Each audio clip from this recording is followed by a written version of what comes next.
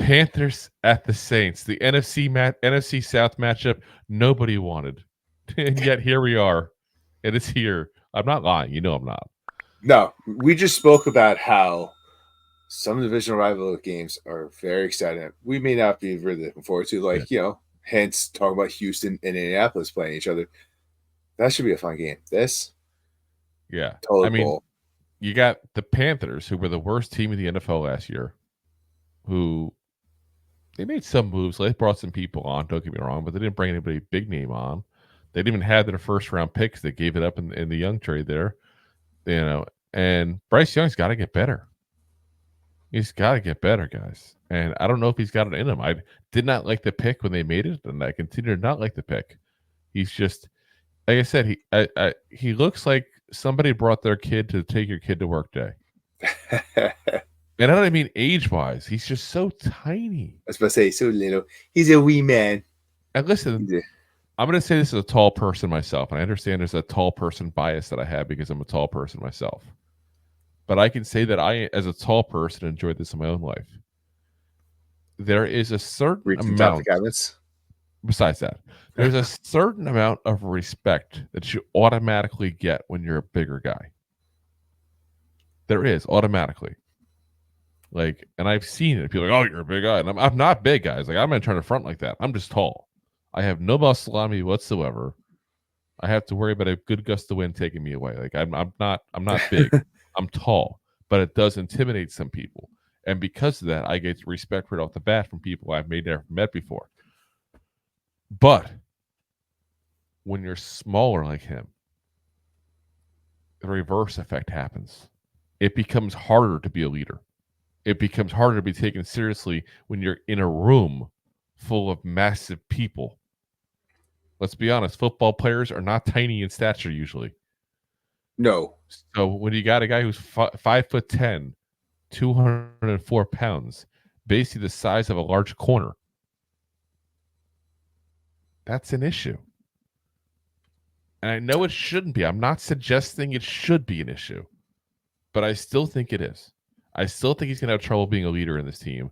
I still think that he can't be taken seriously because people are going to look at him like this tiny little kid trying to tell him around. And if you can't be a leader at the quarterback position, that's an issue. I'm being serious, though. Like, think about it. Think about if you're, say, a 26, 27-year-old guy who's 6'3", 240 pounds, let's say. And you have this guy, you got half a foot on him, a good 50 pounds on him, and he looks like he just got into high school. He's barely shaving in the locker room. He's like, I'm just saying, like I said, I'm not trying to be a jerk about it. I don't make the rules of psychology and the way people's minds work. It's just, I don't want to say science because it's not like I looked up studies about this kind of stuff. But it's just naturally how people react in these scenarios. Right or wrong. I don't make the rules. So I think the Panthers are in for another long year, guys. And the Saints are destined to have 7-9 as their record all over again. Like, this is a 7-9 team all day long. Like, they're not a horrible team. They're not a good team. No, but when you're not a horrible team and you face a horrible team, guess what happens? You tend to win. So they downgraded at that quarterback position as well. Yeah. So we got Saints are -4 in the game. You got a 41.5 point over under. And I'm sorry, Rob, I lost track. Is it you or me going first, even though I've kind of already ranted about this team? I think we both kind of ranted about the team, but I'm pretty sure I am the first guy to go on this. You go. I'm going to shut up. You go. The Jaguars. But you are 100% right. These two teams combined will be lucky if they have more than 10 wins on the year. Sorry, I said 7 wins for the Saints, and it's not good for the Panthers. We were talking about some the Falcons may have 10 wins. Well, guess what? The bottom two of the division might have as many wins as the division winner. Mm-hmm. So, the Saints, and you're not wrong. They're not a terrible team. They got talent. A lot of it's good. Derek Carr, is Mr. Under Average these days, and he Average. gets respect. He gets the respect of some of his players, which it goes a long way. But like he just dude looked like he was fighting off the stretcher to keep Winston out of the game, and now they don't have Winston anymore. Like the only guy that can throw the ball in that room, he's gone. Well, they still have their quarterback / tight end / running back / yeah. Listen, Hill's a great guy in fantasy. Every once in a while, you put him in a tight end spot and you steal a 40-point spot.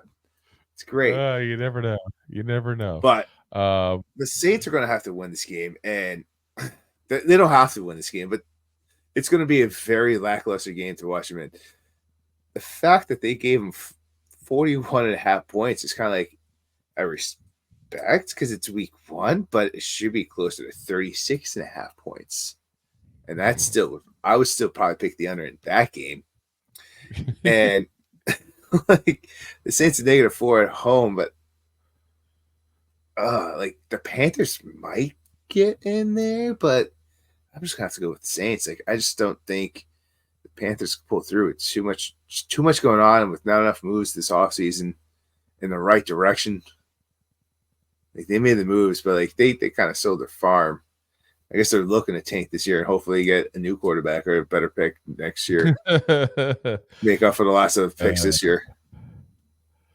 So, yeah, I got Saints under. I mean, enough said. We've kind of both ranted a little bit here on these guys here. Yeah, the Panthers are probably in for a rough season, and it'll be a nice win for us if we go to Germany. I'll put it at that.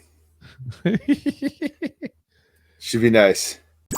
If you like that clip, then you will love the full episodes too. Find us on your favorite podcast app and look for us on all your favorite social media platforms.